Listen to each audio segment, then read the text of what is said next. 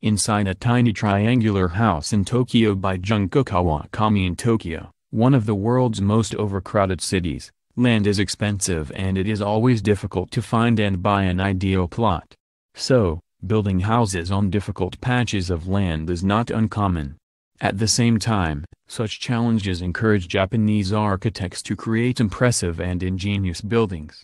This house on a tiny triangular plot in Horinouchi, designed by architect Kota Mizuishi, of Mizuishi Architect Atelier, is an excellent example. Who's at a glance who lives here, a couple and their 2 young daughters. Location, Tokyo, Japan. Structure, wooden, 2 stories. Site area, 52.1 square meters. Building footprint, 29.1 square meters. Total floor area, 55.2 square meters. Architect, Kota Mizuishi of Mizuishi Architect Atelier. Structural design, Ken. Nagasaki. Engineering network builder, Hirano Kensetsu. The house is the residence of a furniture designer, his wife, who works from home, and their 2 young children. They had previously rented an apartment in the area, but their dream was to build a house. One day they were drawn to Mizuishi's office nearby. They didn't have a large budget but wanted to build a house in the same neighborhood. Mizuishi and the homeowners looked for a site and finally found this very small and narrow piece of land along the river. The site is a triangular plot sandwiched between the Zenpakuji River and a little lane. However, narrowness wasn't the only challenge the lot presented. Article 43 of the Japanese Building Standard Law stipulates that every property must be connected to a road at least 4 meters in width, either directly or by a driveway, in order to allow access for emergency vehicles. However, this was not the case here, as the lane next to the house is less than 4 meters wide. It was therefore necessary to contact the city and the surrounding neighbors, get a special permit and fit the design as much as possible to the regulation. A buyer for such a piece of land is hard to find, so, luckily for the owners, it was offered at a considerably lower price than the market average for the area. The current homeowners asked Mizuishi if it would be feasible to build a home there at all. After considering how much living space they would be able to extract from the site, they concluded that it could be done, with some ingenuity. The project began to take shape.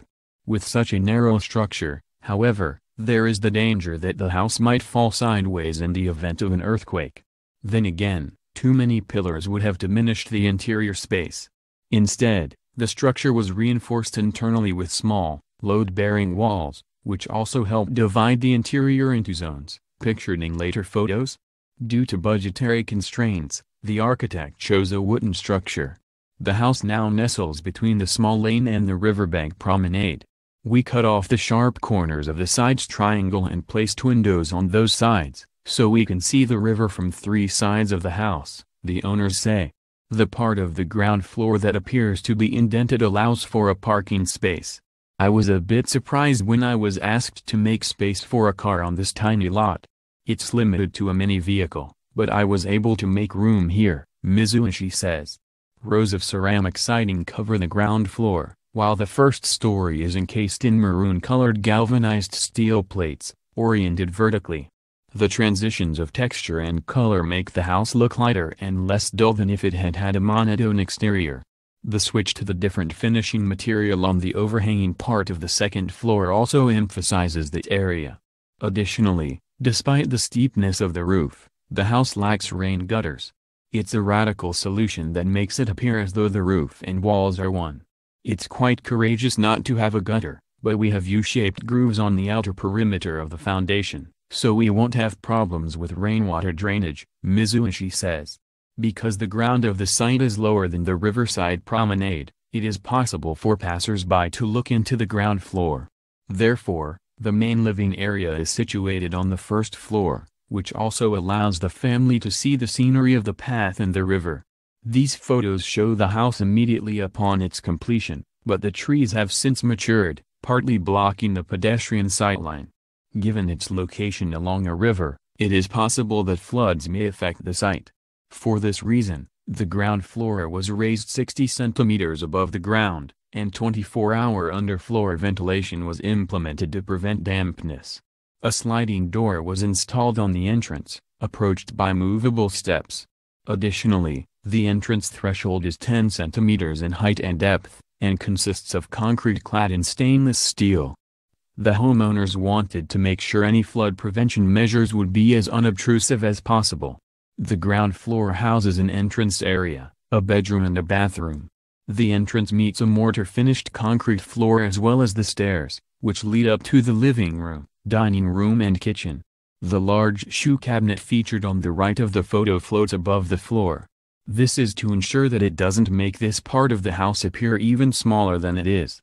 The spot under the staircase is taken up by a washing machine and storage. No space is wasted.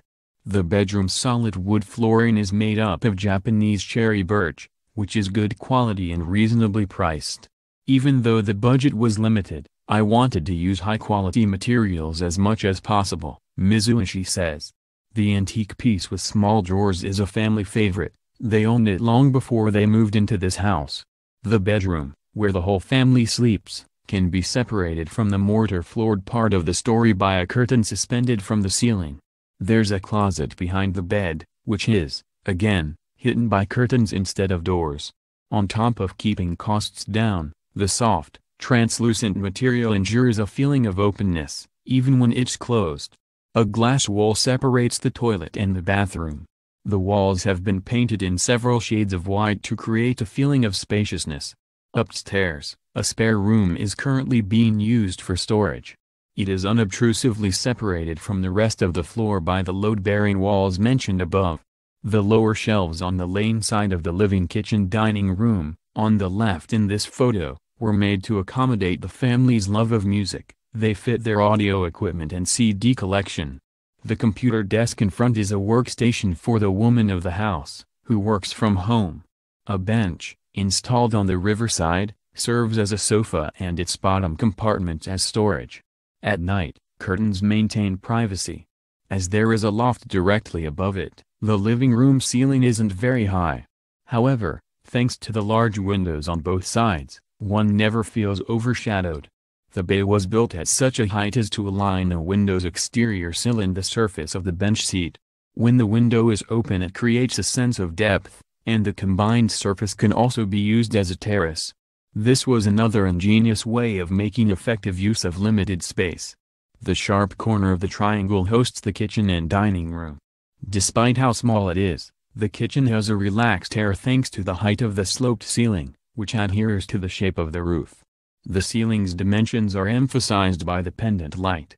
The Nakajima Tatsuoki Lighting Design Laboratory designed the lighting, which consists of recessed lights throughout most of the house. These highlight the quality of the space without being overbearing. There is a loft, less than 6 tatami mats, 9.7 square meters, in size, above the living room. It's a fun, creative playroom for children, where one can still feel connected with family members in the kitchen and dining room. There are 2 load-bearing walls on each side of the loft. Light enters the loft through skylights. The one on the south side was added after construction had already begun, at the last possible opportunity to introduce a new opening. Besides letting light in, it provides the room with fresh air. Since it faces the south, however, there is also a risk of overheating the room. Still, the daring installation of the skylight on this side allows the family to take in views in 3 directions from the loft, as they are able to see the river from the windows on both sides of the house and look up at the sky from the skylights. It gives the feeling of a connection with the outdoors. When I start to design, I definitely want to create something of value, Mizuishi says. He has certainly done that in this house in Horinouchi. By reading the merits of a quirky site that no one else wanted, he succeeded in designing a comfortable living space. Related reading.